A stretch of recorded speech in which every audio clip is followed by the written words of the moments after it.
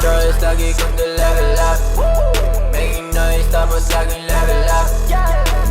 Yo, yo, yo! Welcome back sa number 1 male podcast sa buong Southeast Asia at soon sa buong mundo.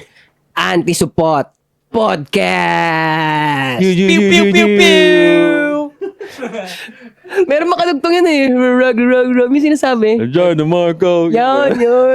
Practice ko ay. Nakasusunod. Si Myron, di ba? Alam ko DJ yun si John DeMarco eh. Parang tropang DJ. John DeMarco. Si John DeMarco. Gano'n. Parang John or Sean, parang gano'n. DJ talaga yun. Tapos yun ang parang DJ tag niya. DJ tag. Oh, Kasi may tagging na, di ba? Sinauso kasi ni Akon yun eh. no. Dati wala naman tagging noong 90s. Sila Dr. Dre. Wala. Oo nga, no? Si Akon nagpauso. Anong inumpisahan ni Iko na ano? Convict! Convict Production. Music! Pero may sinatata. Tapos ngayon, putangin na naman, nung nauso, Puro ganun na. tinodo naman ni DJ Khaled ang puta. Nainis na nga yung mga tao. Isang buong kanta na puro ano na. Another one. Ganun na. We the best! But, and meron yun pre, may nag-react nun sa TikTok, tawang-tawa ako. Una yung sinabi, you didn't believe in us. God did. Tapos, another one. We the best! Sabi nung nagtinanggal na yung lalaki headphone, tangina DJ Khaled, shut the fuck up! Dude. Pero, gago yung pinipreach niya na we the best. Tangina pa rin nangyari yung era na yun. Siya yung naging the best producer that time. Yeah, to. Napaputok niya yung mga sila Quavo, di ba? Napagsama-sama niya sila Justin Bieber. One thing I like DJ Khaled, napaka-positive ang gaan ng ano niya tol. Puro siya laging magaan lang siya. Parang ayaw niya ng down, you know. Tapos pag may tropa na proper na feeling down, DJ Khaled tatawagan eh. Pero no, mind you pare, si DJ Khaled kasi nga, baka hindi nila alam, si DJ Khaled is sumikat dahil radio siya, di ba sa radio. Hindi talaga siya DJ. Ah, talaga? Dati siyang radio. Hindi siya nagdi-DJ, parang hindi siya gumagawa ng kanta, hindi rin siya nagpo-produce, hindi rin siya talent manager. Kumbaga, siya lang connect, parang middleman siya. To be short. Kinokonekta niya yung mga tao. Gusto mo gumawa ng music? Okay, kilala ko si ano. Gusto mo? Tara, kilala ko si ano. Yun lang. Ganun lang siya, pare. Pero ang laki ng nagawa niyang pera. Galing no? Pero nung late nung kay Justin, yung kanta nila, yung Tinanda lalo, ano na, yung nakakabayo, kasama si Quavo ata.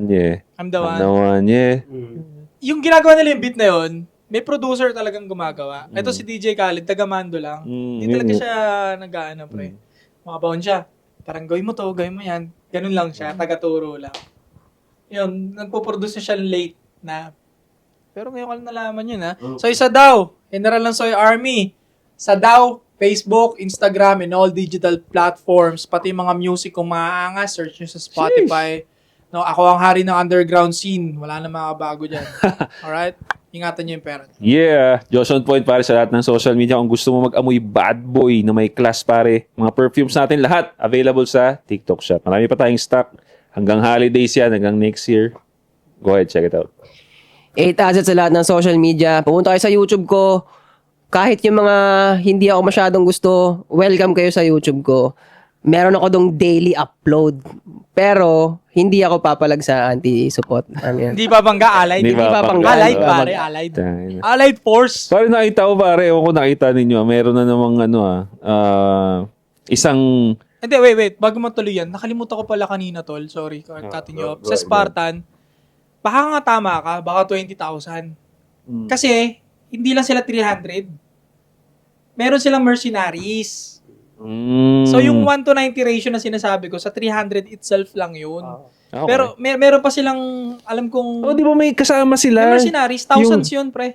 Yung may hihinang kasama nila. Yung mga anong lahi nun? Tangina na ba? Archimedes ba yun? Basta... Yung natakot na kasi nga 10,000 yung babanggain. Parang another province ng Sparta. Mga Archimedes ba yun? Nakalimutan ko ang pangalan.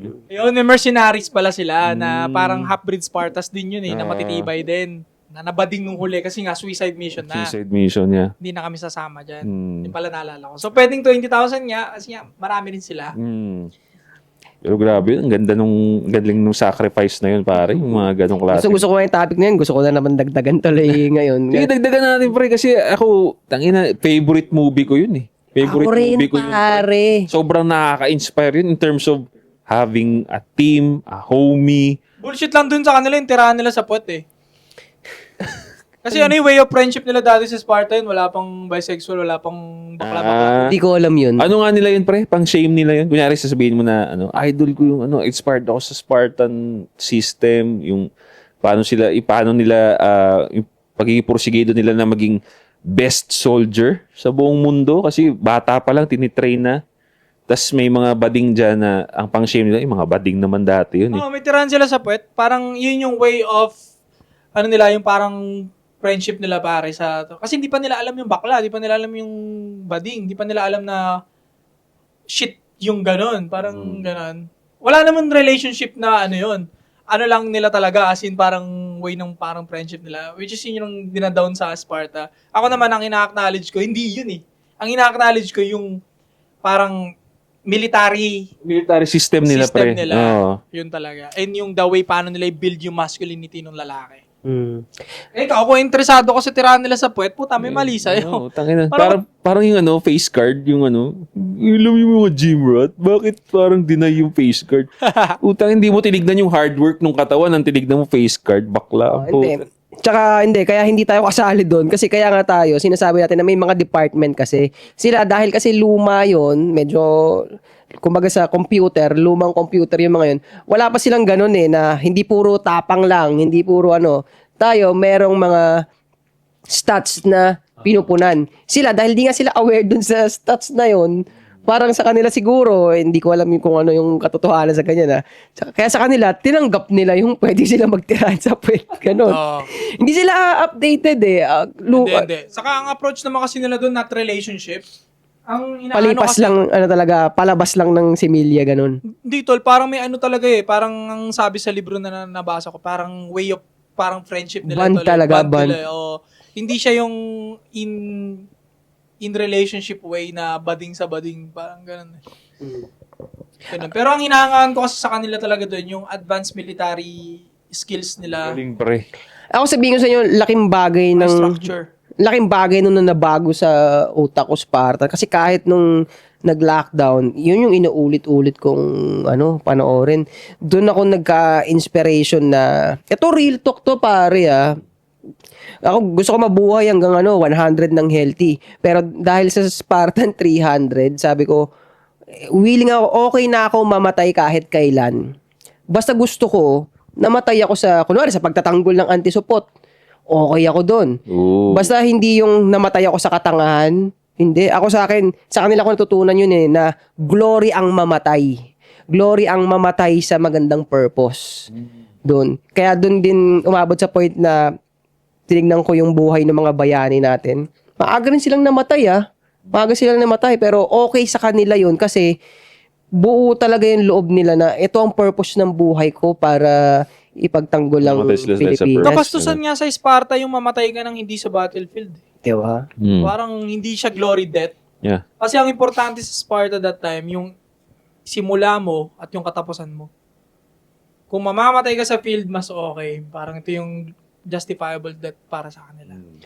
Kaya nga dun sa movie, di ba, nagse-celebrate sila na basta ang gusto nila, beautiful death. Yan ang gusto natin. Kaya pag... Oo, yung nagkukwentuhan sila sa fireplace, di ba? Tapos yung mga Archimedes ba yun, yung mga sinama lang nilang mercenaries, na nawiwirdo sa bakit lang pinapantasize nila yung death. Kasi pinagkukwentuhan, what's your dream? I want to have a beautiful death. Ganyan. Parang gano'n. Tapos nanging nakikinig yung mga mahihina. Parang, the fuck is this shit? Mercenaries lang kasi sila, di ba? Kaya ako, inspiration ko rin. Saka isa pang nakuha ko rin doon na kaya ang gagaling nila sa labanan kasi yun ang almusal, tanghalian, hapunan nila Na isa ko lang halimbawa yung sa yung part 2 na, yung babae nakalaban nila, yung binira ni Benem. Yung part 2, yung mga naman to, hindi siya Spartan hindi siya Spartan. Iba naman lahi yung mga blue sila, di ba? Blue. Ngayon, ang i-highlight ko doon, yung babae, ang galing niya sa espada. Kasi simula nung nalipat siya dito sa Persian, tinrain siya na mag-spada. Tapos yun lang yung significance na nakita niya sa ano niya eh, sa buhay niya. So yun lang yung pinaggagawa niya. So ang daming believe sa kanya to the point na umabot siya sa pagiging leader. Kung baga, pag naging lifestyle mo yung pain, which is training ng sword, kahit babae, pati na yung babae yun magiging ano ka talaga, dangerous ka talaga. So kung yung babae, na-adapt yun, though kwento lang naman siya, pero nag-resonate siya sa akin kasi lalaki ako eh. Kung babae yun, inadapt niya yung ganun, lalo na putik pag lalaki ka. I-adapt mo yung ganun, na hindi, magti-training lang ako na magti-training, ganun. Ngayon, hindi ko sinabing literal na i-apply nyo yun sa buhay nyo, pero yun yung inspirasyon.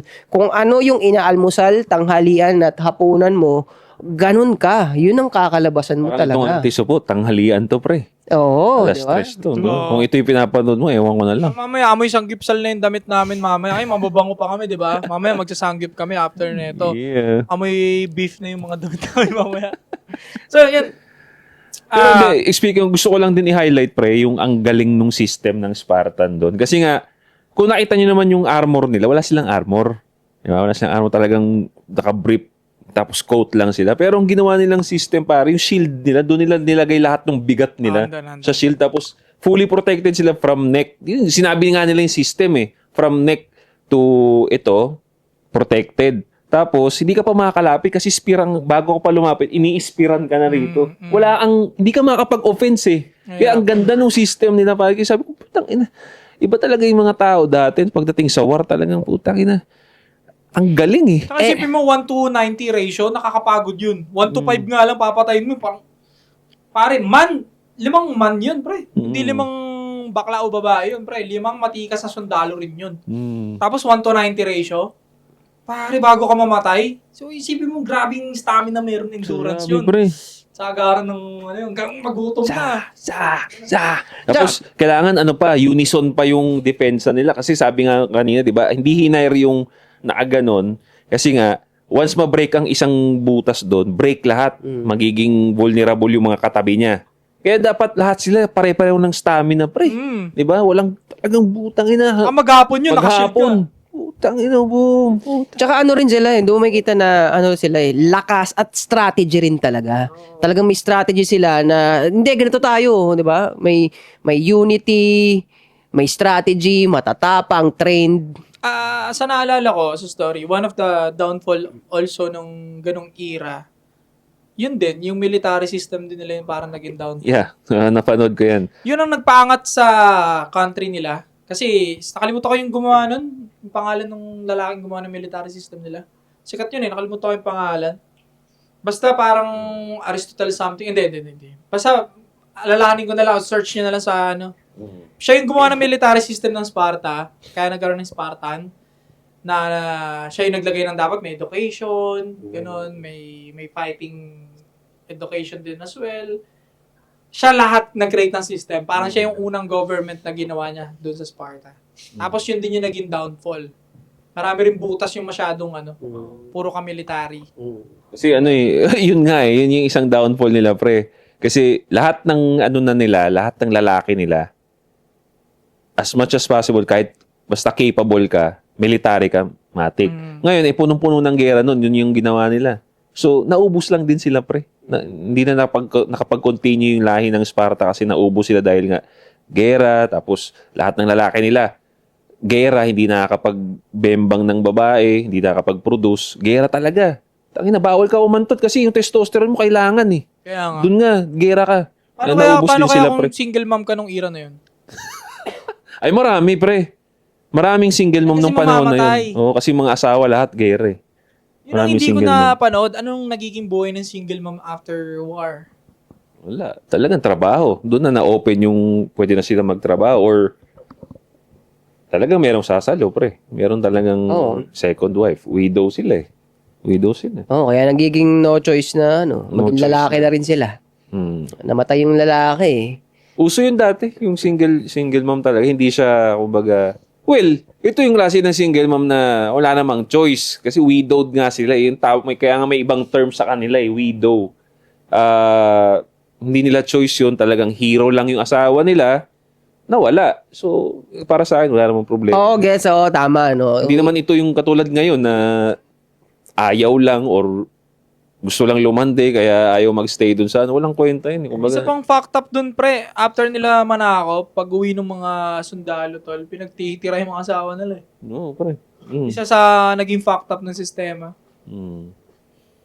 Kaya ano talaga, kumbaga hindi nga ashamed yung mga single mothers dati. Kumbaga, part sila ng mataas din ang tingin sa kanila dati because yung sacrifice mo na payagan yung asawa mo doon, yung lakas ng loob mo na yung isipin mo yung asawa mo na sa gera na pwedeng mamatay tapos, di ba? Iba yun. Pwede ba yun Spartan ka? Halimbawa, may gera kaming pupuntahan, sakupin namin yung Persia. Ayoko! Dito ka lang sa bahay. Ngayon, baka pangyari yun, pre. Paano mo kaya sasabihin sa commander mo yun, no? Puta, Chip, ayaw ko payagan ng misis ko, Chip eh. Tangin ng sinaunang under, may ganun kaya? Wala. Pre, may naalala ako na pagkakwentuhan namin nung isa kong kaibigan na, ay, hindi ko pala kaibigan yun. Basta, Oh, dinilit na. Tangina, inang friend sa real life. Madulas. gagi, hindi. Basta, bayaw ko, napag-usapan ng bayaw ko na, Hindi mo na kaibigan yung bayaw mo ngayon. ay, bayaw ko yun eh. Kaya sabi ko, nagkamali ako eh. Bayaw ko yun eh. Hindi ko kaibigan yun. Yeah. Ang napagkwentuhan namin doon, ang mga king, tanggap nila kung hanggang saan lang ang buhay nila. Kumbaga, kaya malulupit yung mga king dati kasi alam nila na pagdating nitong panahon na to, mamamatay ako, lahat ng yaman na produce ko, ibibigay ko yan sa tao, hindi lang yan para sa akin. So, ang napagkwentuhan namin doon, kaya yung corruption lumala kasi nung nagkaroon ng mga king na ayaw nang humarap sa gera. Di na sila humaharap sa gera, humaba yung buhay nila. So, yung nagiging inspirasyon ng mga naglo-look up sa kanila, nag-iba na. Kung dati, putyang angas nito. Magiging ganito rin ako kaangas. Tatanggapin ko rin yung kamatayan ko isang araw at ibibigay ko sa mga tao ko yung mga na-produce namin sa panalo namin. Ngayon, nung nagkaroon ng mga sobrang tumatandang king, nilook up sila, ganun na rin yung gusto ng mga sumunod.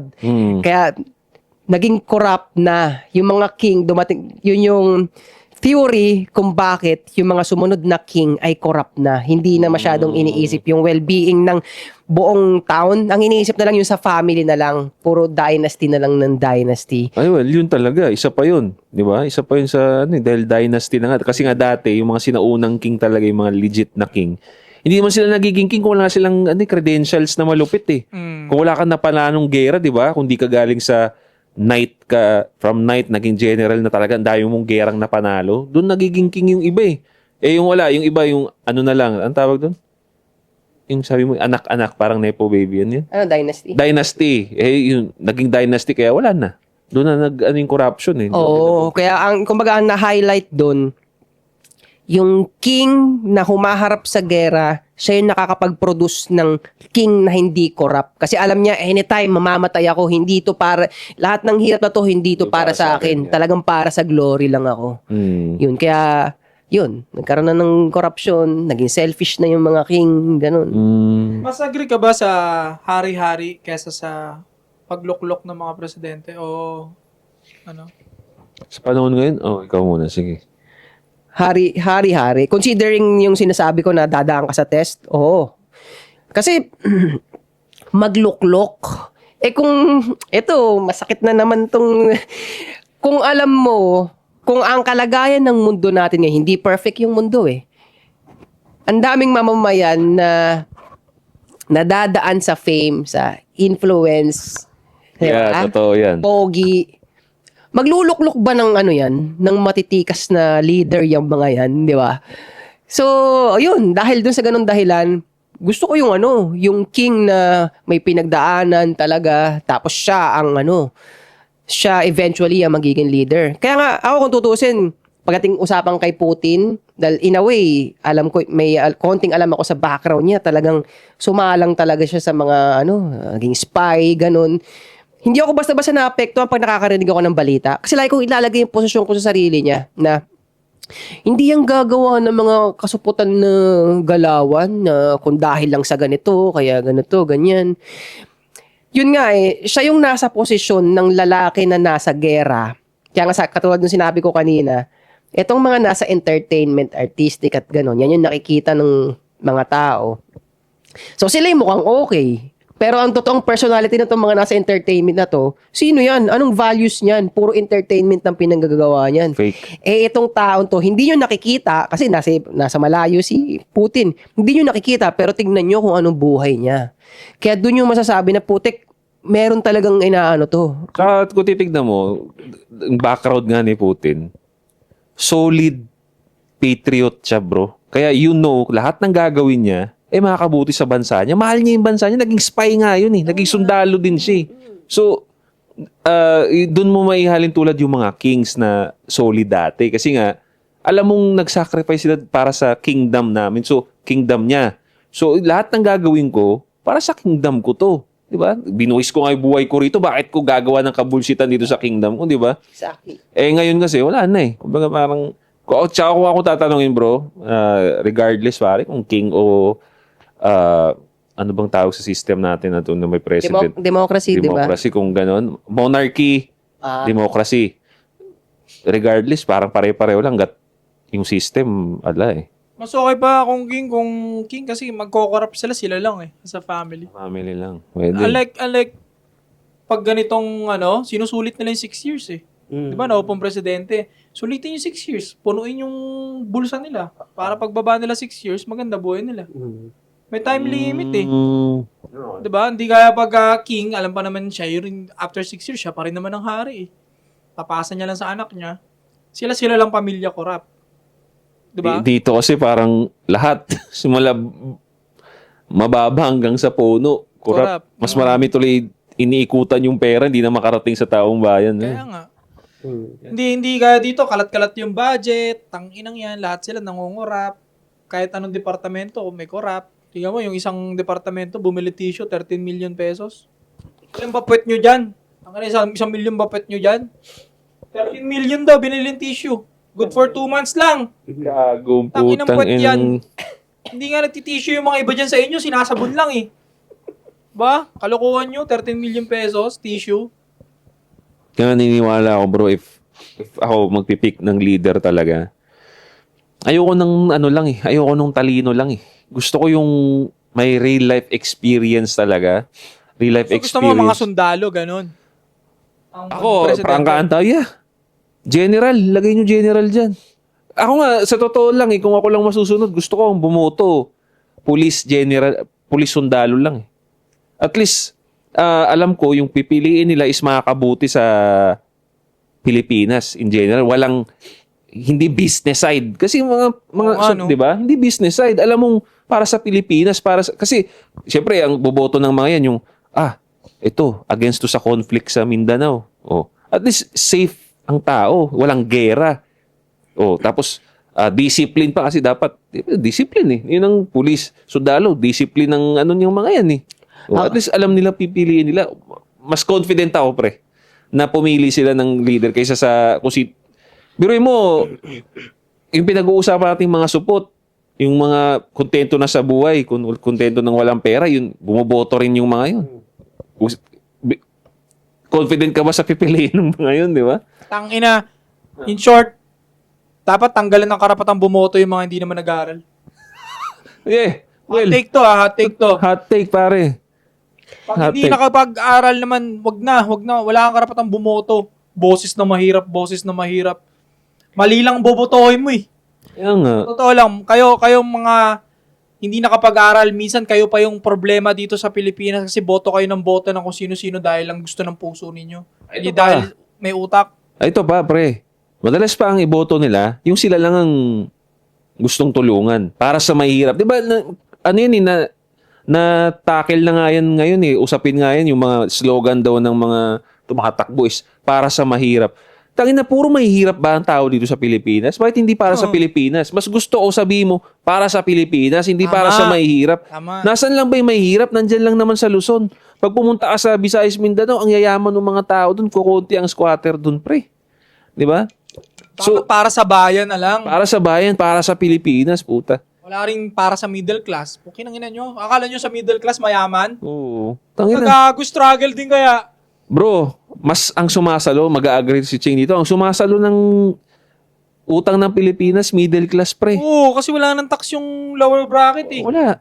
Tayo lahat na nasa tax, bro. Nandito lahat ng tax sa atin. Kaya ang pangalawang mahirap nga dyan, yung middle class eh. Akala nyo ba maluwag ang pera niyan? Tangina, hindi rin. Masikip din. Nakakainis. Kaya nga ako, pre, ako, naniniwala talaga. Kaya ito nga yung motivation ng paniniwala ko sa anti-support eh. So ikaw, kung ikaw ang naisip mo kanina, theoretical lang naman na solution mo ay ang bumoto ay mga Sundalo at police. sundalo at police. Ako sa akin, hindi ko siya i-approach ng ganun. Hindi siya, ito something na realistic, nandito na, sinisimulan na, dumami, lumaki yung movement ng anti-support. Kasi ganito Yeah. sa sistema natin pare, which is buhay na namin, pinapractice na namin, hindi naman kami nakadepende kung sino ang magiging leader natin eh.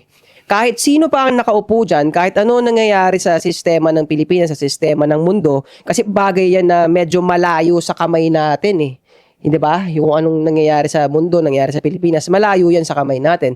Pero bagay na nandito na sa harap namin, itong anti-support na pare-parehas kaming tatlo na merong utak na hindi nakadepende sa gobyerno. Lalabang kami, iaabante namin yung buhay namin nang hindi nakadepende sa gobyerno. Ngayon, kung dumami tayong Pilipino na ganun, wala na talaga tayong pake doon. Tapos, di ba, wala tayong pake kung sino leader, lilipas yung panahon.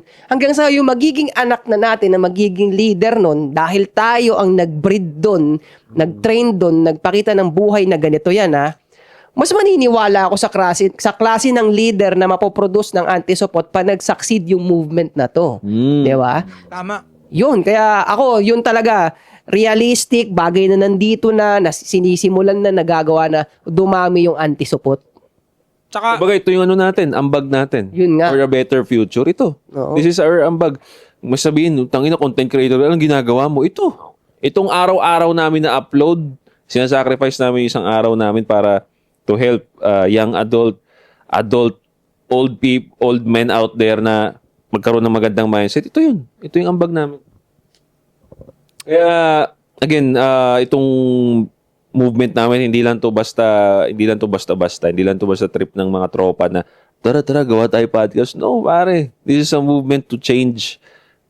Possible. Sabi nga natin soon sa buong mundo. Buong mundo ang gusto naming baguhin, pare. tama. Tsaka para sa akin, mag-stick ako dun sa stand ko na dapat pag walang pinag-aralan, bawal bumoto. At least nakatapos man lang ng high school, yan lang ang pwedeng bumoto dapat. Kasi yung mga the rest na mahihirap na hindi nakapag-aral, tangina binibili kayo eh. Mostly hindi lahat, pero yung iba sa inyo Good dyan, point, pare. Good point. yung iba sa inyo dyan binibili, not directly ng money. Yung iba, money, oo. Pero binibili kayo by inuuto kayo eh. Diba? Ina-approach lang yung emotion ninyo eh. Ay, para sa mahirap si Josh On Point. Si Josh On Point, nagbigay ng ligo at bigas, si 8 asset, kanya, may pabag, may pa-shoes. Boboto nyo na. Kahit sa 6 years, sa 3 years, yun lang yung ginawa niya. Nung time na iboboto nyo na, doon lang siya tumulong sa inyo, di ba? Kasi inuuto kayo eh. Pero yung mga nakapag-aral, hindi nila basta-basta nauuto yan. No? Kailangan nga mo. Totoo yun, pre. Kasi ang mga nagluluklok talaga ng mga mali madalas, yung hindi nakapag-aral. Sa totoo lang, dapat wala na talaga yung karapatang bumoto.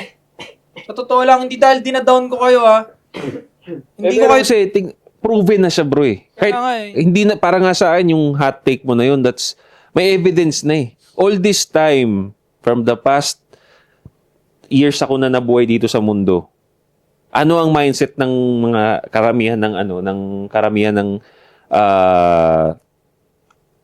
iniluklok? Para sa mahirap, yun nga ang slogan nila eh. Niloloko kayo. Tignan nyo, saan tayo napunta? Di ba? Saan tayo napunta?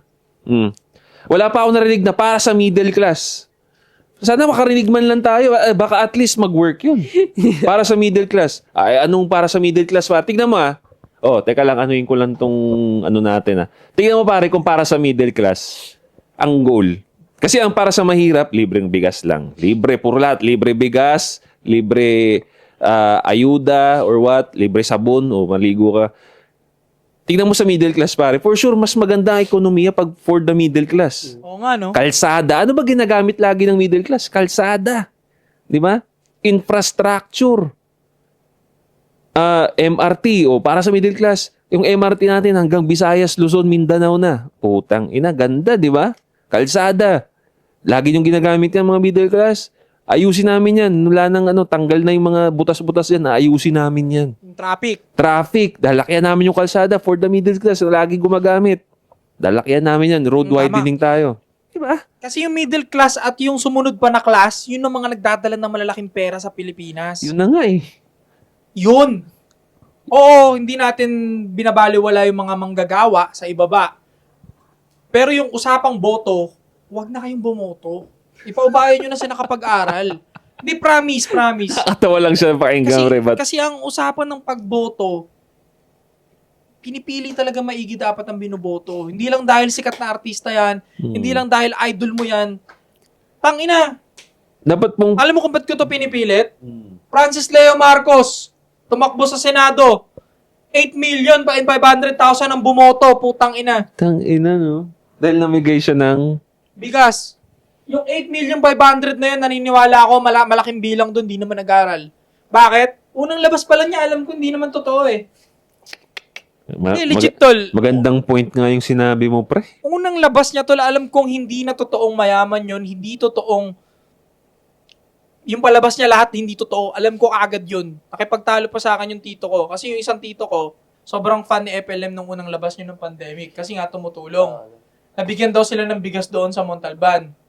Ang dami niyang patunay, may mga picture. Sabi ko, hindi porket nagbigay ng bigas yan, ora mismo, malupit na kagad yung gagawin yan o may plataforma yan. Ako na, amoy ko na kagad na nagsisinungaling at hindi genuine kasi nakikita ko sa mukha niya. Tsaka bakit siya nangingi ng donate? Kung totoong gusto niya tumulong ka mag-isa mo. Ba't kailangan may alalay pa ng ibang Pilipino? Overseas. Noon pa lang kasi pare, nangingi na siya eh. Lahat ng idodonate nyo sa akin, itutulong din natin. Kung mga ganun siya. Knowingly na sabi niya, trillionaire siya. Ay, di doon pala sinungaling na.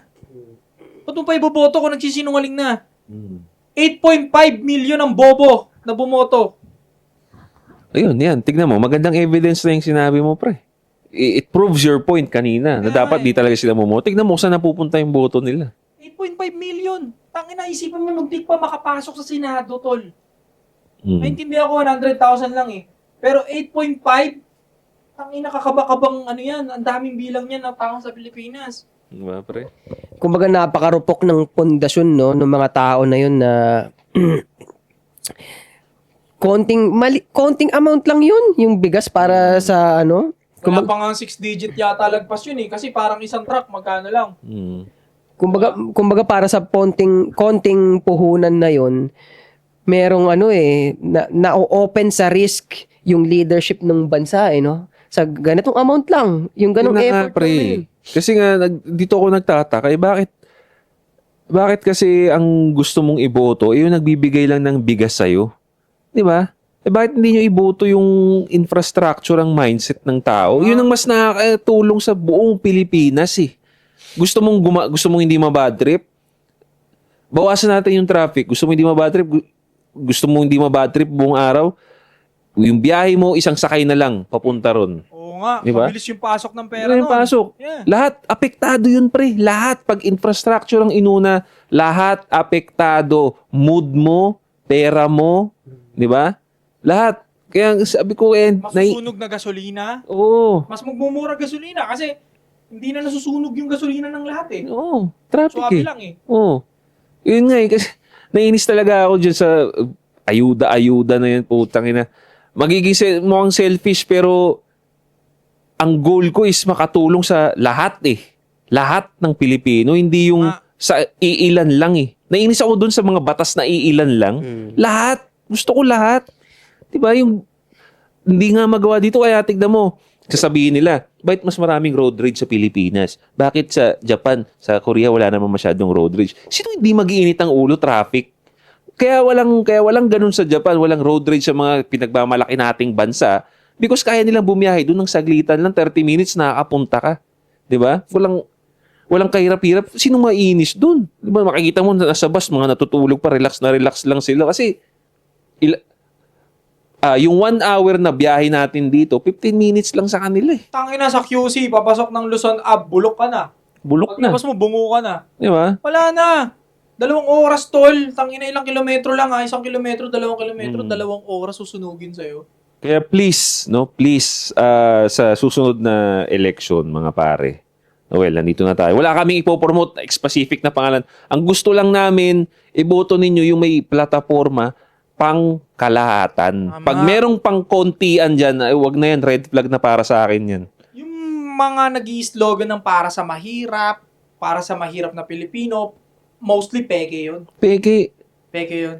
tingnan mo na, sus, ang dami nang nangyari na ganyan, para sa mahirap ang slogan, tignan mo, mga korap pala. Diba? Stop that bullshit, pare, please. No, iboto ninyo yung pang maramihan. Yun na yun, tapos na ang problema natin, pare. Ang makulit pa dun, tol, para tumakbo kang senador o kung ano man, presidente, ang baba ng requirement. Mas mataas pa yung requirement sa potato corner pag nag-apply ka. Putang ina. Hindi mo si Evelyn nakatakbo. Sipin mo, pre, nakatakbo siya. Gago nga eh. Muntik pa manalo. Ewan ko ba? Tapos mag-apply ka sa potato corner, taas na requirement. Dapat taasan nyo rin yung requirement dyan for being a politician. Go, Dapat totoo. kahit papano, tapos ng engineer or any 4 years course man lang. Diba? Yung iba dyan, hinayaan nyo lang na mag-exam ng ganito. Bam, graduate ka na. 4 years. Pinera-peraan lang. Ako nga, dapat nga, maglalagay pa ako ng isang requirement. Kailangan, sumabak sa Maguindanao eh. Yung isang, bago at, tumakbo. At least, pa sumabak ka sa gera. May patriotism ka. Patriotism ka, Yeah. mahal mo yung Pilipinas eh. Kailangan merong katibayan na, mahal mo ba yung Pilipinas? Hindi pwedeng nakatira ka lang dito, mamaya nag-render lang, tumira lang dito, Malaysian pala kasi kamukha natin mga Pilipino eh. Nagkaroon pa tayo ng mayor na Chinese. Sipin niyo yan? Patriotism, importante para sa akin, mahal lang Pilipinas. Ang ina kasi. Or, kung hindi man ganon, at least 2 years serve in military. Tangina, oo, agree. Diba? Bago ka magpresidente. Alam mo proves, yun na yung prove ng point na hindi mo na kailangan ng kung ano-anong credentials, papel, yun na yun. Kumbaga, medal mo na yun na nag-serve ka ng, kasi, ibig sabihin, mahal mo talaga Pilipinas. Tsaka, yung kasi, yung mga sinasabi nila na may hirap na nga. Tama nga, kasi yun yung mga vulnerable para ma-manipulate nila para sa kung saan nila gusto papunta eh. Na nga Diba? yun. Red flag na nga yun, actually. So, ang message para sa mahirap, baguhin nila yung source ng information nila. Kasi baka TV lang ang, media lang ang niyan. Good point, pare. Very good. O gamitin nyo yung cellphone nyo para mag-search ng events. Magsanay kayo na gumamit ng Google. Ano talaga kailangan din talaga ma-expand yung utak ng mga botante. Kasi kung halimbawa, ibibigay ko sa kanilang consideration sa mga bumoboto ng mali, hindi talaga nila alam eh. Di talaga nila alam or meron ding mag-iisip na, putik, lahat naman yan, corrupt na eh. So, lahat naman yung corrupt na, kung sino na lang magbigay sa akin ng 500, yun na lang ang Diba? ipoboto ko. Isa pa madagdag ko, Miriam Santiago, 90s, tumakbo siya, natalo. Anong klaseng katangahan yan sa Pilipinas, diba? Ay, no. Miriam Santiago, natalo. Isang Isipin solid yun? sana yun, no? Yun ang maayos na sana eh. Ang dami pang maayos na tumatakbo, kaso hindi sikat. May mga lawyer din na tumatakbo sa senador. May mga nakapagtapos, maraming magandang naambag dito sa Pilipinas. Hindi nila napapanalo. Why? Kasi hindi sikat. Hindi sila napanood ng mga Pilipino na nasa laylayan. Yeah. Tsaka walang walang plataforma para sa kaba. Mahirap. Sa kaba. Sa kaba. Oh, kailangan nga ngayon meron kang plataforma sa kaba para iboto ko eh.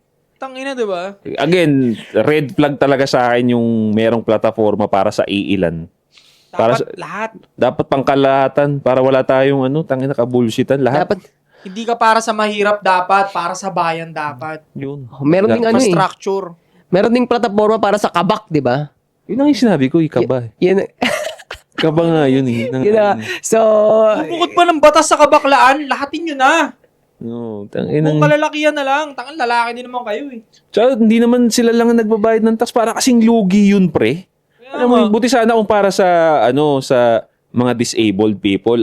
Oo, 'di ba, yung mga putol yung pa, talagang disabled, may tax tayo na ibibigay sa atin because di naman talaga sila makakapagtrabaho. Pero yung merong ibibigay na batas para sa iilan lang tapos lahat naman tayo nagbabayad ng tax. O, paano naman kami? Yung mga straight, meron bang batas para sa straight? Dapat libre, ano bang para sa straight? Libre condom o gano'n o what? Di ba? Kasi, Sa mga sundalong nasugatan na baldado, yan, suportahan natin, di ba? May monthly dapat silang malaking pera. Kasi lumaban sa bayan yun eh. meron bang gano'n? Dapat meron, no? Kasi veteran sa ibang bansa, meron eh. Meron yun sila. Meron naman, pero sila. di kalakihan. Parang ang alam ko, parang 40K or 50K a month. Aman, okay. Not bad, di ba? Not bad na, boy, tangina, na. kung putol naman yung dalawang paa mo para sa bayan, di ba? Malupit nga yung Mas malaki pa, dapat. Mm-hmm. 100K. Yeah, totoo. Wala na siyang gagawin, kakain siya ng masarap. Oo. Kasi na para sa bayan yun eh. Sa mga veteran natin dyan, sa mga nasa sundalo, pare, salamat sa Dalo, serbisyo. police, navy, lahat ng mga para sa bayan. Alam mo, sa sobrang bilib ko nga dito sa mga sundalo na yan, yung mga pinagtatanggol yung bayan, tangina, hindi nyo deserve ng leader na parang ipapapatay lang kayo sa gera. Di ba? Yun, actually. Kaya nga sabi ni Josh, dapat nag-military. Ako nga, dapat 2 years nag-military kasi yan ang magkocommand sa inyo. Dapat may alam man lang siya dyan sa takbo ng buhay ninyo, sa battlefield. Ano yung paghihirap sa putikan ng mga sundalo, police? Yun. Nagpagulong-gulong din siya sa damuhan sa putikan kagaya ninyo. Kaya silang isugal nung nang walang kaalam-alam dun sa ganung pinagdaanan nila eh. Kaya Oo. papasok sa mga walang kwentang gera yung Sa mga ganyan. 44, kaya putang ina ako, nasasaktan ako sa nangyari. Nung pag napapanood ko yun, naiiyak talaga ako. Bro, utang eh. Tangina, ang tagal nag-training, ang gagaling ng mga tao na yun. Tapos basta lang pinadala ng ganun doon. Wala silang magawa kasi order nung nasa taas. Para lang kunin yung ransom money, no? Yung pera. Basta kung ano man yun, putang ina. Bawal ka kasi, ang number 1 rule kasi ng soldier and yung mga ibang kawani ng gobyerno, sumunod ka muna bago ka magtanong. Yeah. Yun na nga. Kaya May ganun silang rules. ako sa akin, okay naman yun. Kaya dapat talaga, ibigay yun sa leader na talagang, para sa kanila rin talaga. Oo, Kasi- nag-2 taon sa military. Oo, kasi puta, ang daming nagli-leader ngayon sa mundo. Sa totoo lang sa mundo, hindi lang sa Pilipinas. Wala naman silang pakialam eh. Basta uupo lang sila doon. Parang naglalaro lang ng red alert. Okay, patay siya. Ganun. Di ba? Ang ina. Patay yung sa 44, Mr. President. Ganun ba? O sige. Anong ulam dun sa Anyway. Anong ulam dun sa pantry? Ganun. Pero bro, yung mga sa 44, hindi basta-basta yun, pre. Mga Talaga. PMAyer yun eh. PMAyer yun, pre. Mga nagtapos yun, academy yun, pre. Top of the top, Top of the top yung mga yun. Matatalino yun. Matatalino yung mga yun, pre. Matatalino yun. Kumbaga, overqualified yun pagka yun sa mga company. Overqualified, matatalino yun. Yeah. Kaya sayang. Diba? Talaga. Yun ang pinakamalakas na kawani ng pwersa ng kapulisan, pare. SAF. Kaya, again, please, no, sa mga nanonood dyan, ito ang ambag namin, please. Sa susunod na kung may mga ganyan man, pare, botohan, eleksyon, pare, pick, no, yung talagang alam ninyo, pare, na pangkalahatan ang gusto, hindi pang sa kukonti lang, pare. So, yeah, comment down below, pare, kung ano masasabi ninyo dito sa pinag-usapan namin, no? Don't forget to subscribe, hit the bell para notify kayo sa mga bago nating videos. Anti-Support Podcast, we'll be right back. Sa mga nagtatanong kung nasan si Ato, nawala si Ato, dami nyo nagtatanong. Nandun sa previous episode, balikan nyo lang din sa channel. Sinagot na namin yan, okay? Merry Christmas! Pasko na! Rainbow Gang.